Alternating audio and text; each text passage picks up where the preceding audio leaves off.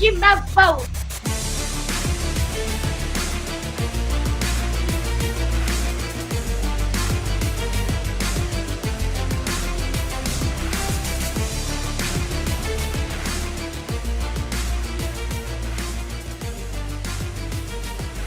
Court is in session with Ryan in Sacktown on If You Don't Like That.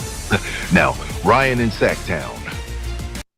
Oh, must be Rhino.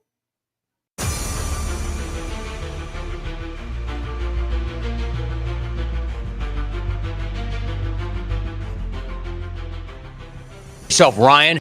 You're just a part of the King's court. Wait no longer. It's time for Kings basketball. I'm pumped up. You realize we only have 2 more opportunities of this or for this in the next week and a half.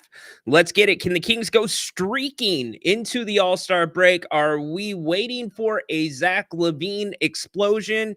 More importantly, are we going to go big tonight? Are we going to see double bigs? I sure as heck hope so. A lot to talk about. A depleted New Orleans team and Zion Williamson, still a game time decision.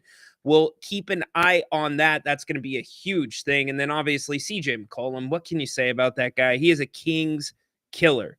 You know, he averages 10 3-point attempts against the Kings when he plays them. 10. So can the Kings try to run him off the line? We will see. We'll get your comments. We'll get your calls. We get you ready for the Kings and the Pelicans right here on If You Don't Like That. Grant and Ryan, break it down. It's Sacktown, we're the crown. Needs to be more aggressive on the offensive end, but this is the time Williams, the D-Box. So good to be with you, Ryan, in Sacktown here. How's everybody doing? What you up to? Kings, Pels tonight in a building that has absolutely no energy. I mean, this building in New Orleans has as much charisma as probably this guy. Of the physical, grinding. Like if there was ever an NBA building that was like Adam Silver personified, it is the Smoothie King Center in New Orleans. Can the Kings continue the Super Bowl hangover in New Orleans? We'll see. Look, the Kings got to get these 2. I'm with Grant now. I've moved my opinion. And by the way, you get this one tonight. And here's the important thing. Zion Williamson is only going to play in one of these games. If you go by what the Pelicans have done all season long, which is not play him both nights of a back-to-back. This is the first of 2. Kings and Pelicans again tomorrow. You're only going to see him one time. Just get done with it if you're the Kings. Get tonight. Guarantee at that point that you are going into the All-Star break with a 500 record. At least a 500 record. I believe if you get tonight, you will go in 2 games over 500. That would be pretty damn good to me, considering where this team was when they parted with Mike Brown. So we get you ready for tonight. We're going to be going to the whiteboard. I watched the Pelicans game for a 3rd time, and the Kings' mistakes, the adjustments, they're a lot easier than I thought. Now, the Pelicans, yes, sometimes they present matchup issues, but the Kings just very simple stuff that I think can be fixed. So we'll get to all that. But as always, before we do, let's get to the chat. Let's get to you. If you want to call the show, get up in here, hit the QR code or scan the QR code, I should say. You can hit the link that is in the chat. If you want to call, give me a little bit of hell. PK giving Grant a little bit of problems last night. That was pretty funny. There he is right there. Speaking of the devil, say his name and he appears. Do y'all believe in PK? By the way, PK's got a lot riding on these 2 games. If the Kings win these 2, he doesn't have to drop a gift card on Furious Wolf. If the Kings lose one of these 2, $500 gift card. Say his name and he appears. Good point, Brian. We're going to talk about it. How about Pels point guard Bruce Brown in the buyout market to back up Malik? He's playing tonight. So he is going to play for the Pellies tonight. Gonna make I believe his debut. It's been a while. I don't think he's played. So yeah, he will be in tonight. We'll go over who's in, who's not. Zion still, as I'm looking, and Jason Anderson is traveling with the team right now. He is in the building there.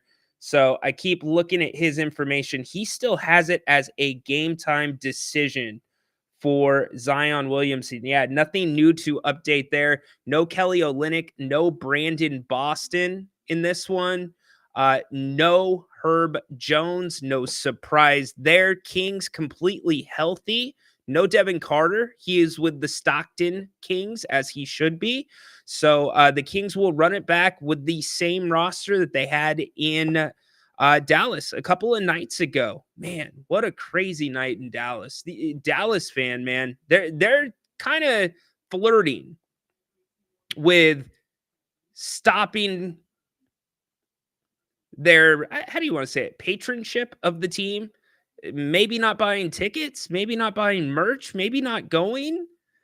This will be interesting. Keep an eye on it. No, CJ is in tonight. CJ is in the lineup. So my boy Rhino back at it again. Yes, I am refreshed. We did not have a 2.5 hour show today. Grant and Sean earlier today. So happy to be with you. Been chomping at the bit to get in here. Joel Embiid. Holy crap, is he taking it today? A lot. It's almost the blow it up button that people are ready to push in Philadelphia. And I get it. Our buddy Jay, who calls the post game all the time and lifts weights from time to time on the show, Jay thought the Paul George signing was going to be huge for them. Like, I don't think they're going to be able to stay on the court. And look what's going on there. Joel Embiid passed up a wide open 3 last night to put the ball on the floor, turn it over. The boos come in. The Raptors cut their 4-game losing streak in Philadelphia. And Tyrese Maxey, man, you've got a situation on your hands if you're Philadelphia. But we're here to talk about the Kings. I could do that for a minute. Yep, no word on Zion as we sit right now. Speaking of this guy, Kings killer, certified first team, CJ McCollum. He would have been good on the Kings. You're telling me you couldn't go get CJ from the Pelicans? I think you might have been able to do that. Sorry, I'm being greedy now. I'm being too critical. Here is what he has done to the Kings over the years. Second column is the scoring column. 31, 30. The season averaging more than 30 against the Kings. 30.5. 17, 12, 14, 24, 23, 17, 13, 34. Holy crap. 2 all beef patties, special sauce, lettuce, cheese, pickles, onions on a sesame seed bun. There you go. See, you got to get loose before these shows. That's a good one. You guys remember that McDonald's ad? Yeah, I can hear everybody out there right now. Oh my God, who the hell cares? So can the Kings have an answer for him tonight? I think you probably can. Yes, that is a bad man, PK. That is a bad man. But the Pelicans, again, Grant says they're the worst team in the NBA. I don't feel that way. Even though they're the worst team in the Western Conference, they're still dangerous to this Kings team. And I just don't know why. I can't quantify it. But a lot more tonight depends on what the Kings do rather than what New Orleans does. I don't think New Orleans comes out of the gate shooting the way that they did just a few nights ago at the Golden One Center. Also, I think the Kings, they're not going to have an 18 free throw quarter like they did in the third to turn things around. But I think you should see a more consistent helping of getting to the free throw line. For whatever reason, Zach LaVine cannot get a call here in Sacktown. And I can't explain it. I've watched the games. I don't know what the refs have been looking at sometimes when Zach's going to the hoop. The only thing I can think of is he's going away from the hoop at times as opposed to the rim. But can he start to get to the line a little bit more? Can he have an explosion? And the big thing that I'm looking for tonight, I want to see how much Doug goes to this double big lineup. I really hope this double big lineup was not just one of those flash in the pans, hit the panic button, had to do it. I am hoping that we see it consistently. Now, what's that mean for the rotations? It's going to be tricky. Doug's got to figure that out. But Doug is in that lab period right now, that experimental period. You have a grace period as a head coach after the trade deadline, especially when you get as many new pieces, significant pieces to the core that the Kings have gotten. And by the way, looking at the plus minuses for the Kings, every single member except Valanciunas of the Kings over the last 5 games is a negative in the plus minus. The eyeball test tells you this team is not clicking on all cylinders. There's missing elements. One for sure is the ball movement. Can we get better ball movement? But the Kings have a clear freaking advantage when they go double bigs. There's more things the Kings can do. It opens up the floor. And by the way, all you that want Domantas Sabonis to shoot the 3 ball more, it is a perfect way to get him some more looks. One guy that the Kings have to do much better on tonight is him, Zion Williamson. The Kings defense on Zion Williamson was as bad as it gets. And I'm going to go to the whiteboard here in a little bit. I've got about 15 slides that we're going to go through, and I'm going to show you a couple of good possessions, and I'm going to show you a couple of bad possessions, and there's going to be an overarching theme. The Kings just took really bad angles against the Pelicans defensively last game, and they didn't communicate. Those are the 2 biggest things the Kings did not do defensively last game. Like, wait till I show you some of these pictures. If you understand basketball, hell, if you don't really understand basketball and you're sitting on the couch watching this show with your husband because you love him very much and you want to be supportive of his love for the Kings, I can promise you, you will understand that there is a problem with how the Kings guarded Zion Williamson when we go to it. But happy to have you here. Remember, we have got a full night of coverage coming up. We have Jerry Reynolds. In fact, I think we're going to have all 3 of us for the first time in about a week and a half on the halftime show. Napes, Jer, and myself will be talking about the first half. Make sure you come back. Always a good show. And then post game tonight, Grant and I will be wrapping it up, taking your calls and talking the NBA. It's getting down to that time of year. It is getting interesting in the association. So before we go on, before we get to the whiteboard, I do want to hear from Doug Christie after last game. We'll break it up into 2 parts, but I think it's important. Here was Coach Christie after the Kings win in Dallas. Lot here, you guys.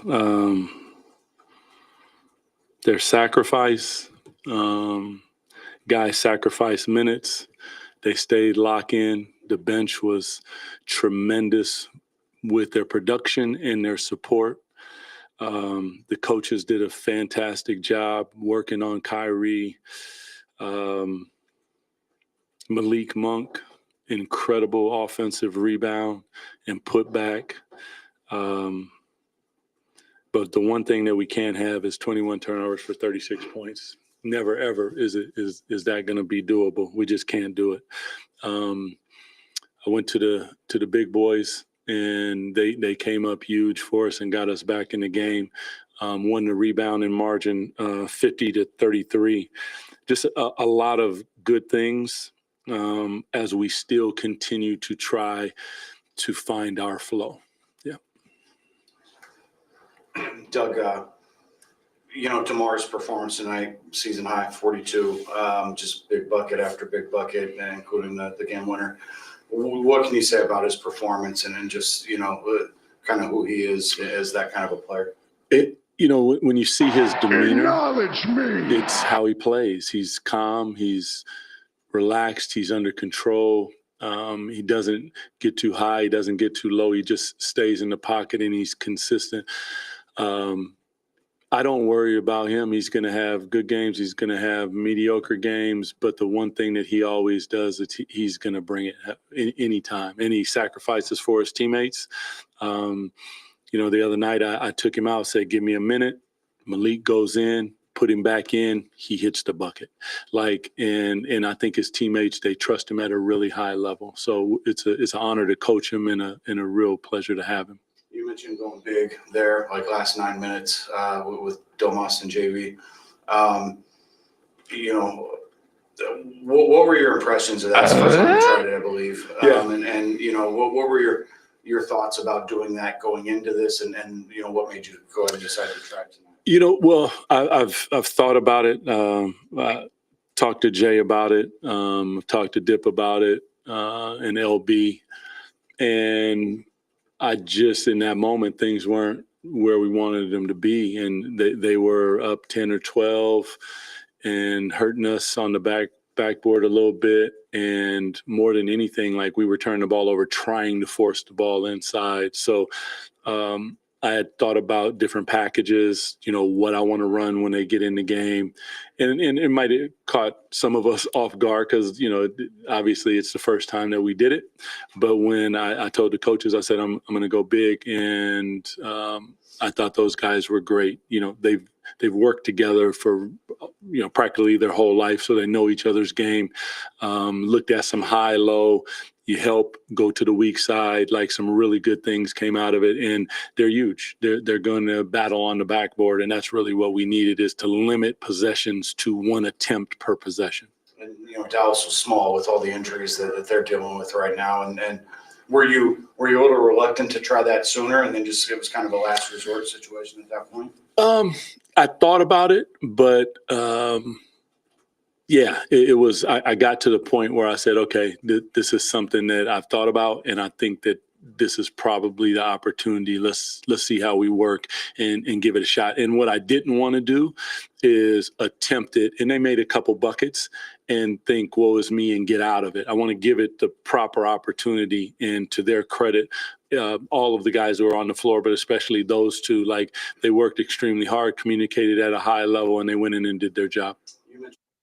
Yes, they did. They did indeed. I liked Doug's thoughts there. He wanted to give it a decent chance. He wanted to give it some minutes. He didn't want to just do it for 90 seconds. That's what you got to do. So if we're along those same lines of thinking tonight, we should see more of it tonight, because it really does open up a little bit more of what the Kings do. Another guy whose name we have not said at all yet is DeMar DeRozan, coming off a massive game, 42 points. Get him involved. Keegan Murray, to me, he could be much more of an asset offensively than he has this season. If the Kings just try to get him involved a little bit more, just get him involved with a set play here and there. Doug, set a timer on your watch, something. Every time the timer goes off, run a play for Keegan. I think it goes a long ways to keeping him into the game offensively, then also keeping the defense honest as well. When a guy is not touching the ball, you could probably hang off of him, right? Now, Keegan's a little bit of a threat to get to the rim and sneak off behind you because he does like to cut, but you get the point of what I'm saying. All right, we're going to go to the whiteboard. I've got a ton of images. We can break some of them up, but I want to go to the first set of them.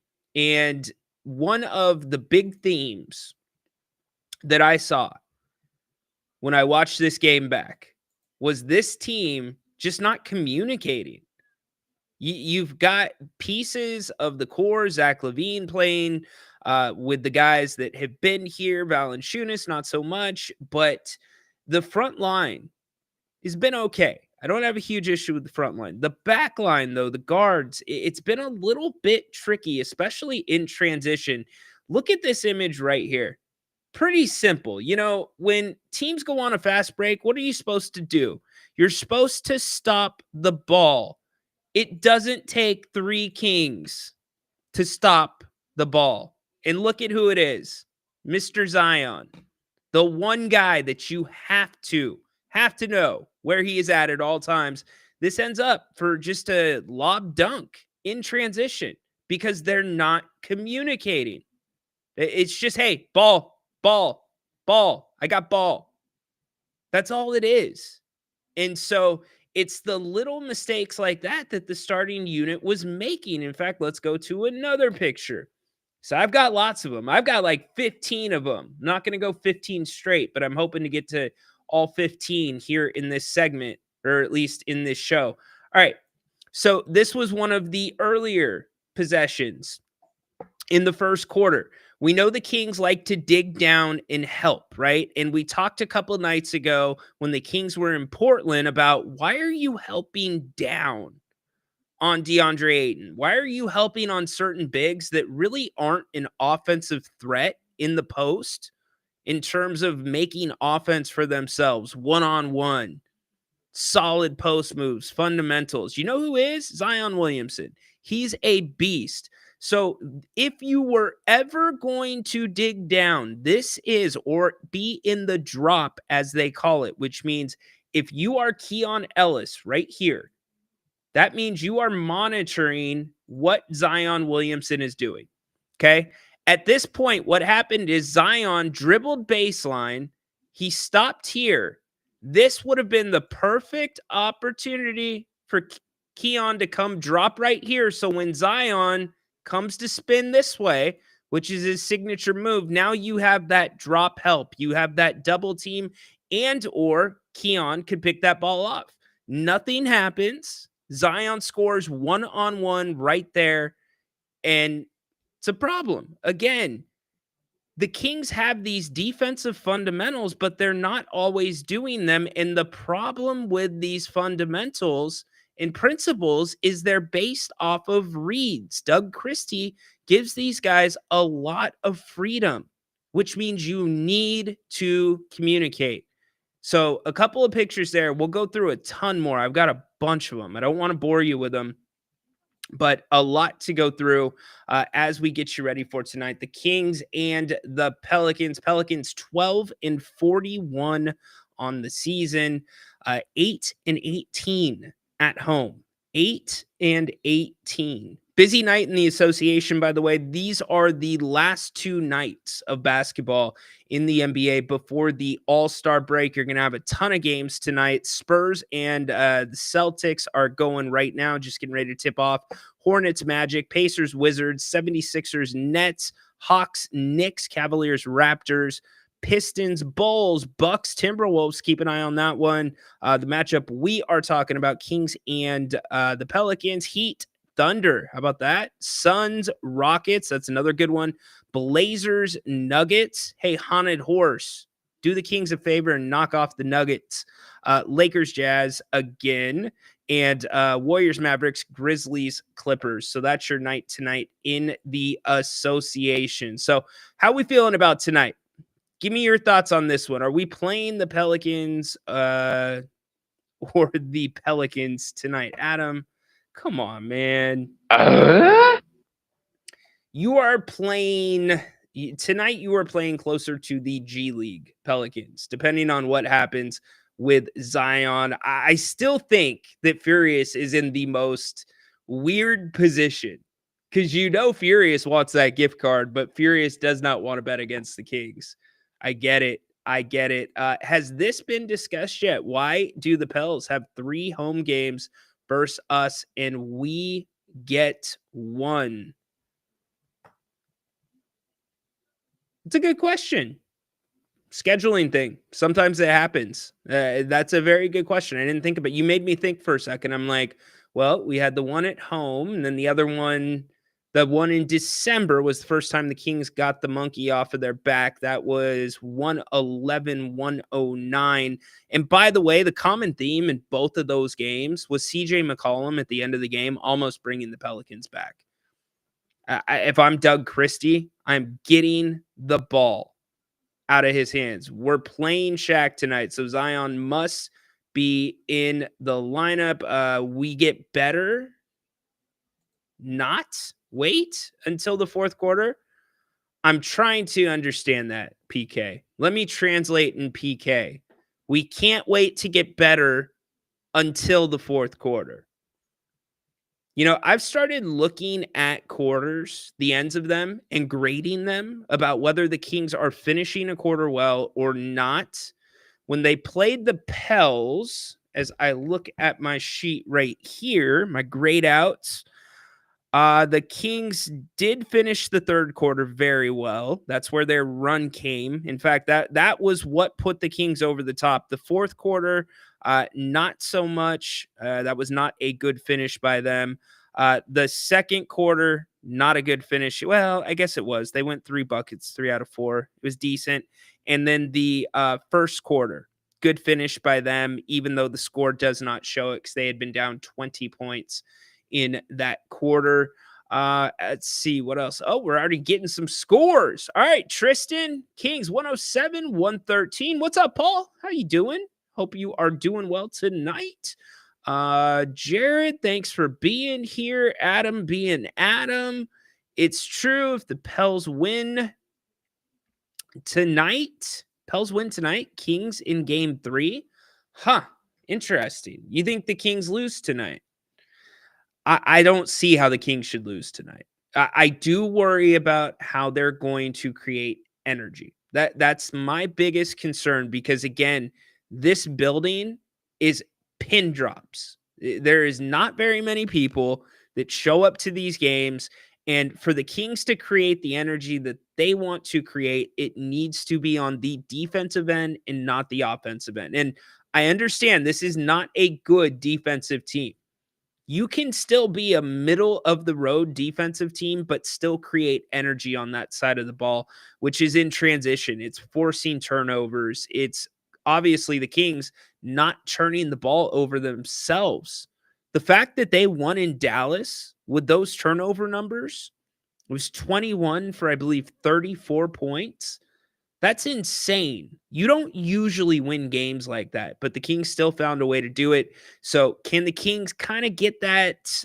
Can they kickstart themselves tonight? Can they be smarter with the ball?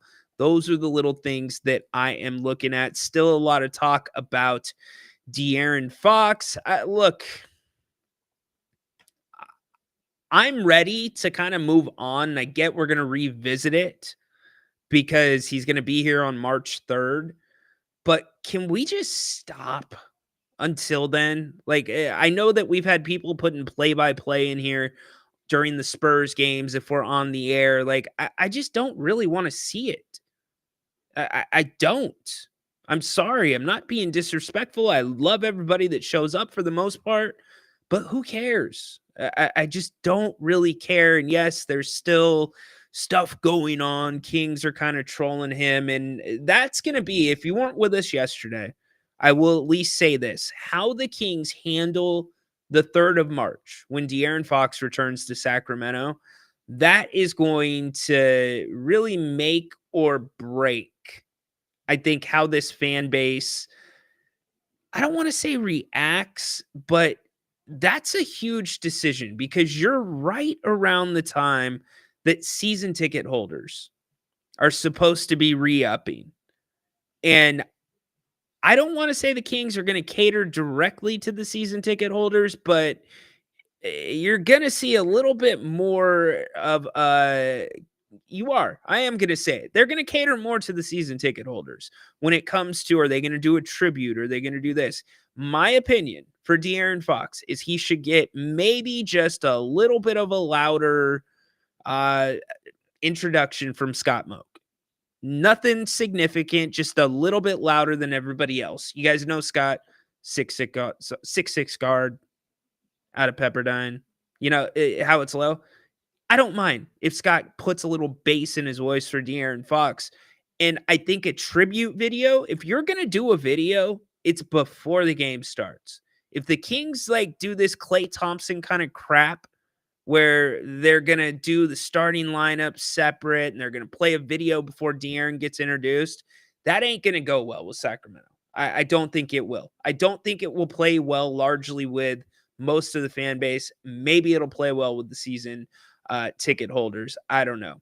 And as for Fox and what he does on social media, who cares? I don't really care. I guess that's what social media is for people to track stuff like that and try to pull stories out of stuff that really is not there. But I'm over it. I am. I could go without it.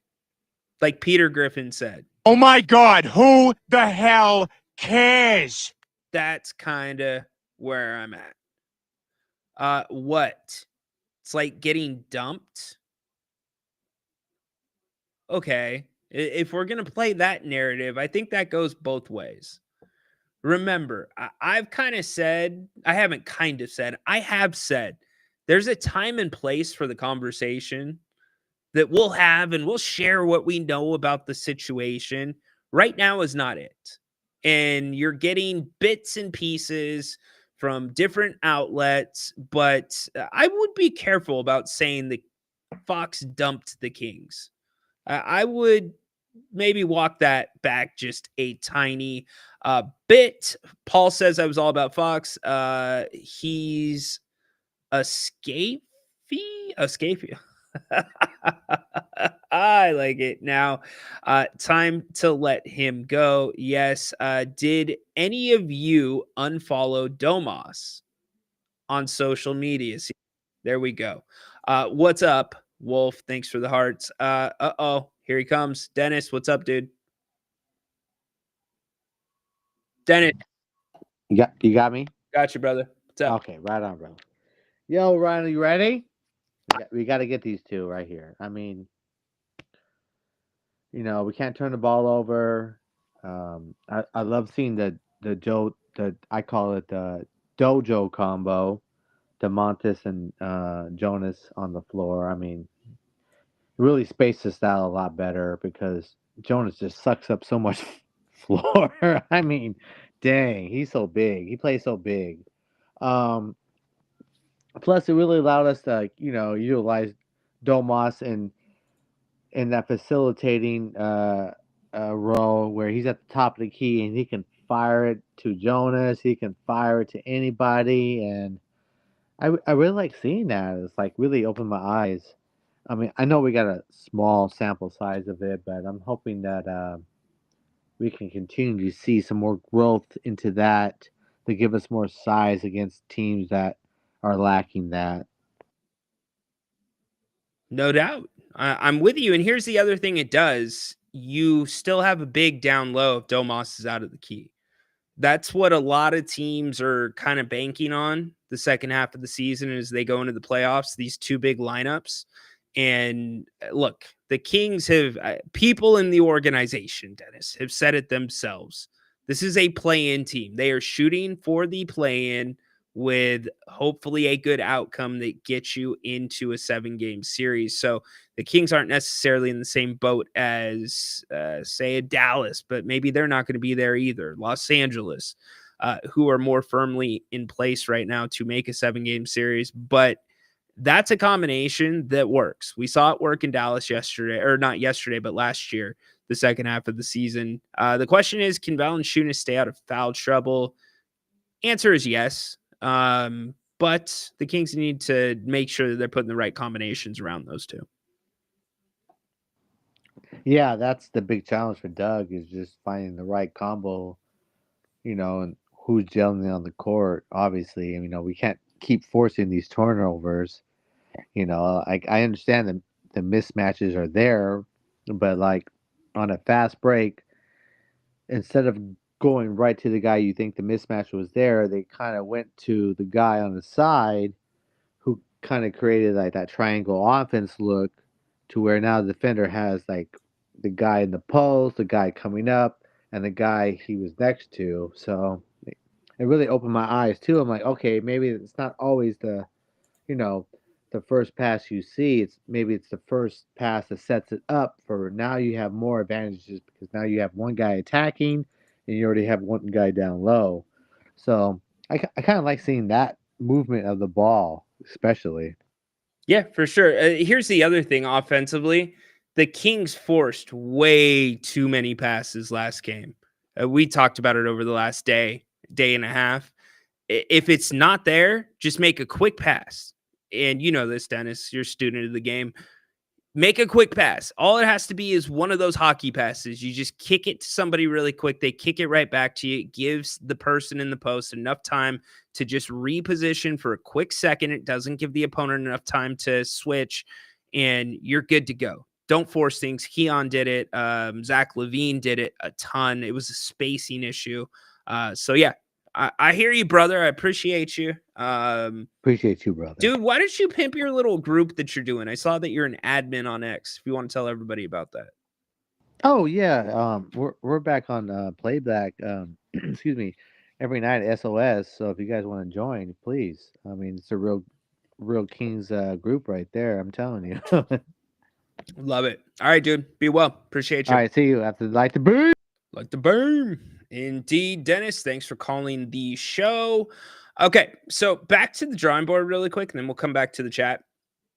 I want to, or I should say the whiteboard. Okay, so here's what I want to show you. It was the little things like this. This is a defensive possession last night or a couple of nights ago. When I talk about the angles, what happened here was this was a Pelicans player that was here in the corner, and they beat Malik Monk off the dribble, right? And so this guy is coming baseline. Sabonis was not initially where he's at right now. Sabonis was about right here. So when Sabonis came over to give help, here's what I want to show you. This is an awful angle to give help. You know why? Because you're giving the ball handler 2 outs. The ball handler can go here. The ball handler can go there. In this situation, your best friend is this baseline that's right here. They can't go out of bounds. So you can't give them a little aisle to walk. And that's exactly what the Pelicans guy did. He just went right around Domas, and it ended up in a basket, an easy layup. So when I say it's just simple angles and making sure that you're positioning yourself right, had Domas just come and given the help like this, if Domas's feet were there where he is feeding this guy basically into a corner right here, that's good defense. That's what you want. And so those tiny little adjustments can make a big difference against a team like this. Let's see if I got some more defensive stuff. I know that I've got some other offensive things that jumped off the page to me. That is, oh, here we go. This is another defensive one that was a massive problem. The pick and roll, y'all. The pick and roll is something the Pelicans do all the time. The pick and roll defense for the Kings is all about communication. You got to communicate, right? Well, look what happens. Zach LaVine gets hit with a massive screen right here. He's guarding this guy right here. This is Domas's guy that's setting the screen. Domas is way down here. What are we doing? So Zach receives no help whatsoever on the screen, what you're expecting. And I understand why Domas is sagging off. It's because you don't think that 23, I think that's Messi, is a threat from out on the perimeter. Great. But you know who is? This guy with the ball. So Domas has to be further out and communicating, calling that screen out. That didn't happen. So again, the spacing, both offensively, defensively, angles, communication, Zach, screen, never happened. And so those are things that come together as you have more time together. But the Kings clearly right now, they don't have time to do that stuff. But I guess what I'm saying, they don't have time to practice. What I'm saying is these are not crazy things that the Kings need to fix. These are relatively easy things that the Kings can fix this game, and I'm hoping they can do it. I think that they really should win both of these games. They really, really should. Here is the last couple that I'm going to show you, and then we'll bid you adieu from the whiteboard. Check this out. This was the craziest play to me last game defensively for the Kings. And there was a lot of them, but this by far was the craziest play. Zion Williamson. The Kings gave Zion Williamson so much space last game to operate and dribble the ball. because they're not worried about him shooting. Okay, well, I get that you don't have to be worried about him shooting from this far away, but let's be real. The dude is a freaking bowling ball. If he gets rolling downhill, nobody's going to step in front of him, right? Nobody's going to step in front of him. But look at what you have here. You have 4 Sacramento Kings that look like they are playing youth soccer. They just got done with the first half, had their orange slices, their Capri Suns, and their bites of banana, and came back on the field and built a wall for a PK kick. Look. And how should Zion get by this? There's no way Zion should get by this. And also, this is like the worst positioning ever. There is no conversation here. You have 4 Kings. Like, I got Zion. I got Zion. I got him. Right? So what do you think happens on this play? I'm going to give everybody a second in the chat. Tell me what you think happens on that play.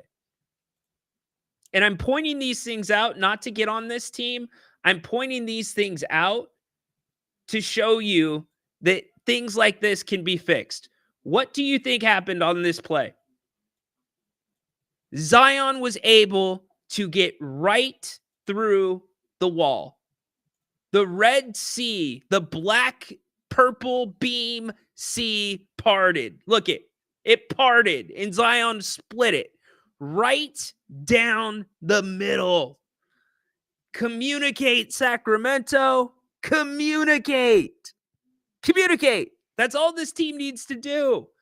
Communicate on defense when you play this New Orleans team. If you communicate, you can win this game. This team's smart enough to get through it. Now, I'm not going to go through 8 more slides, but here's the point that I'm going to tell you. When the Kings are closing out, they're closing out with really bad angles. I showed you the one with Domas where he stepped up to help and he gave the Pelicans player the baseline to slide by. It's little things like that. Keon Ellis had some really bad closeouts. Yes, 100% chemistry. It's those things. It's talking. I want to hear more talking. I want to hear more than just Malik Monk yelling out, G-Damn, every time he goes to the hoop, right? Now, I don't mind my nightly dose of Sabaka going to the hoop, but I want to hear them talk a little bit more. That's what I want to see. And I want to see the double big lineup as well. Definitely want to see that. Paul, what's up, dude? How much do you think it could help Doug Christie, or that Doug Christie was a defensive-minded player as far as development? It's a great question. I don't think... I think it helps certain players. I think it's a tremendous help to a Keon Ellis. I think it's a tremendous help. It could be a tremendous help to a guy like Zach LaVine, if Zach's willing to take that coaching. I think that's where it helps. Doug can help those guys with positioning. But when it comes to the bigs, and I know Doug has been the player development coach for Domas offensively, I don't think it makes a huge difference. And I don't also know that we can judge what he can do because we've only had, 20 games? 21 game sample size. So we need to see more than that. But that's an excellent question. It's certainly something to keep your eye on. Because if I'm Doug Christie and I'm looking at Keon Ellis, I'm looking at myself to a degree. Now, Doug's bigger. Doug was a better playmaker. Doug was a better defender at this point. But those two are more similar than they are different. So I think that could be a huge asset to Keon Ellis for sure. Nick, thank you for sparing us and not showing us the play. Okay, you're welcome. Tony, I did like the Sabonis Valanciunas. Yeah, everybody's pretty high on that. Everybody is pretty high on that. Yep, the whiteboard, always a lot of fun. I just, that's like some middle school stuff there. You have 4 Sacramento Kings in a line building a wall against Zion Williamson. And he gets right down the middle of it. Like, that can't happen. It just can't happen. Again, like, defense, here's the thing about defense. Defense is 80% mental and positioning, and it's 20% effort. That is what defense is. It's angles. It's understanding basketball and anticipating. And some of these guys have the instincts to do it. We know they have the instincts to do it because the stats have bared it out. The Kings defense during their run right after Doug took over, they were like first or second in defensive rating. So they can do it to a degree. I want to see him. You know what I would like to see? I would like to see the Kings kick the Pelicans' ass just once. We watched the Pelicans shove it down the Kings' throat 6 times and send us home for the year. I just want to see the Kings shove it to them once. Give them a 30-point blowout right back. Like, we have not seen that in a year and a half now of Kings basketball. Just do it. Do you know how good I would feel seeing that tonight? And then you get them again tomorrow with no Zion Williamson? Gosh, that would be awesome. Let's go back to Doug Christie after last game. We'll finish up his thoughts, and then we will get your final scores before we send you out for the Kings and the Pellies. Is attempted, and they made a couple buckets and think, woe is me, and get out of it. I want to give it the proper opportunity, and to their credit, all of the guys who were on the floor, but especially those two, like, they worked extremely hard, communicated at a high level, and they went in and did their job. You mentioned the turnovers, and you know, the points off turnovers, 36-15. It's been a problem. How are you trying to work through that? Obviously, you're working in new pieces, and trying to learn how to play together, but just stylistically, is this team different than the team you had a week or so ago? Absolutely. Yeah. It's definitely a different team, but not only even like looking at the different pieces, when you plug pieces in like that, it changes the dynamic of everything. And if you looked at our turnovers, they're not selfish turnovers. Guys are trying to hit the pocket. Guys are trying to feed the post. Guys are trying to help each other. And we just have to realize, like, if I'm trying to feed the post and it's getting deflected, it probably means that it's not there. Let's move the ball. A lot of times with Domas, and we kind of did it in Boston when we went there, we didn't try to force the post. They switched. He went to the dunker, and his advantage is on the backboard. If you can get it to him, get it to him. Otherwise, just play the game. Everybody settle down. Domas, clean it all up and punish them that way. And that's what it took both of them to kind of figure that out tonight. Yeah. And I guess lastly, just, you know, to win, you know, back-to-back games here, and you got, you know, a couple more before the All-Star break. How critical is it for you and good for you guys to maybe try to get on a roll here? Yeah, it's, you know, every game we've talked about it. It's not an elephant in the room. Everyone understands that this is all judged by winning. We need to win ball games, put ourselves in a really good position coming out of the All-Star break. We'll have a couple of days to get a couple practices in, try to work on some things. And I think after a trade deadline like we all experienced, there's a decompression that needs to happen too. Like, step away for a second, guys, and, you know, let life happen for you a little bit. You know, love your families, do your thing, and when we come back, let's hit the ground running. And I think that's the message that I've imparted to them, and what I will continue to tell them when we come back. Hey, what's up, McKenna? Welcome. Happy to have you here. We've talked about it a little bit, but we can talk about it just a tiny bit more. Yes, I do expect to see more of it. I don't think it should be a reactionary scheme for Doug Christie. I think it should be something the Kings do a lot more of, which puts the onus, puts the pressure on the opponent to adjust to you. It's been one of the things the Kings have not done really a lot over the last year and a half. They've done it in spots where they make the other team adjust to them. More often, it's the Kings adjusting to their opponent. So I think that it is very, if you look at things that are sustainable, McKenna, for the Kings, I think it's one of the more sustainable approaches and sets that Doug Christie has at his disposal. It's not often that you have two bigs that know each other this well, that have similar skill sets, but different skill sets at the same time.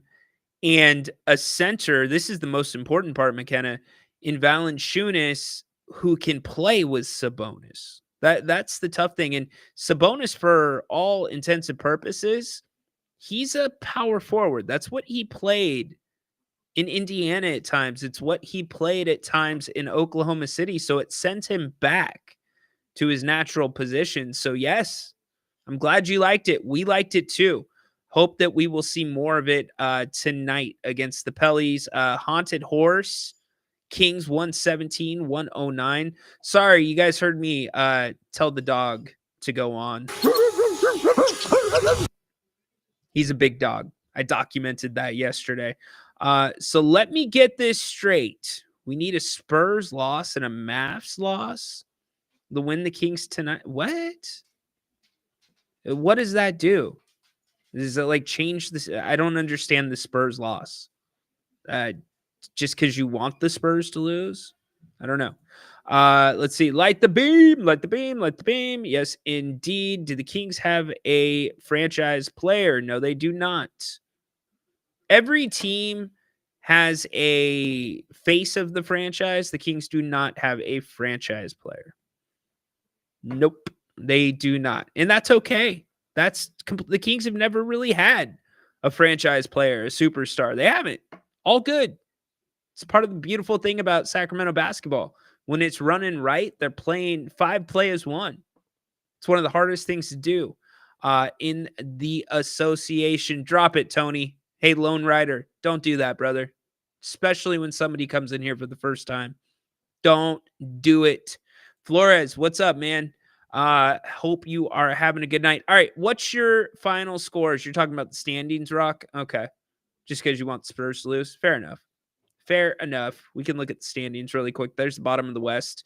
Yeah, San Antonio, they're coming up. Phoenix, they've got the same problems. What's up, Joe? How you doing, man? Happy Wednesday night. Kings basketball coming your way here in just a few minutes. Remember, we are here all night. Hopefully you have a good first half. You enjoy that and come back. Jerry Reynolds, the only place you will find Jerry is right here on the channel at halftime. So make sure that you come back then. We will have him on talking about the first half, giving us some keys to the second half. We'll get his final score, and always, a good time. We like to joke around with Jerry. We'll get your final scores as well. In the post game, we wrap it up tonight, taking your phone calls and hopefully talking about a beam. Again, you win tonight, you are guaranteed to be over 500 at the All-Star break. I will take it. Grant has it as 2 must wins. I'm kind of on the border there. Like, I guess if you lose one, it's not the end of the world to me. But in a perfect world, yes, 2 wins in a row. That would be good here in New Orleans. That'd give the Kings, 4 overall? Yeah, not bad to roll into the break with no practice time.